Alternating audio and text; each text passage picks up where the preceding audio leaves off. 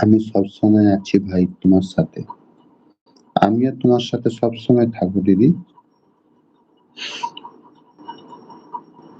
এখনকার দিনকাল এমন এসছে দিদি, তোমার কাছ থেকে সবাই সুযোগ নেবে, কিন্তু কেউ দেবে না।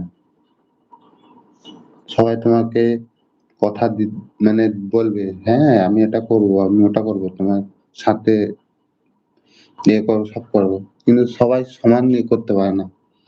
তুমি বলো বা আমার সে দাদাটা আরো ২-৩ জন আছে, এরা আমার খুব বিশ্বস্ত মানুষ। বুঝেছো দিদি? আমার ১০ জন মানুষ চাই না। তোমাদের মতন তোমরা থাকলেই আমার হয়ে যাবে।